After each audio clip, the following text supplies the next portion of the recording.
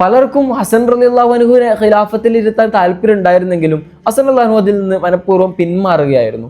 അങ്ങനെയാണ് മുആവിയ റളിയല്ലാഹു അൻഹു ഭരണം ഏറ്റെടുക്കുന്നത്. വളരെ സുരക്ഷിതമായിട്ടുള്ള ഇസ്ലാമിക ഭരണം തന്നെയായിരുന്നു അക്കാലത്ത് തുടർന്നു പോന്നിരുന്നത്. പക്ഷേ ചരിത്രം പിന്നീട് മാറുന്നത് മുആവിയ റളിയല്ലാഹു അൻഹുവിൻ്റെ വഫാത്തിന് ശേഷമാണ്.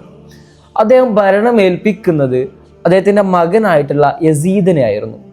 യസീദിന് ഭരണം ഏൽപ്പിക്കുന്ന സമയത്ത് മുആവിയ റളിയല്ലാഹു അൻഹു തൻ്റെ മകനോട് കൊടുക്കുന്ന ഒരു ഉപദേശമുണ്ട്.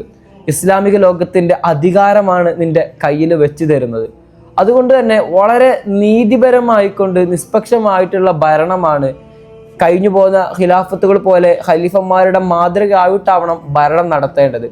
മാത്രമല്ല അഹ്ലു ബൈത്തിനെ അത്രമേൽ ബഹുമാനിക്കുകയും സ്നേഹിക്കുകയും വേണം. ഹുസൈൻ റളിയല്ലാഹു അൻഹുവിനുമായിട്ട് ഒരു കാര്യവും ചർച്ച ചെയ്യാതെ ഒരു തീരുമാനവും എടുക്കരുത്.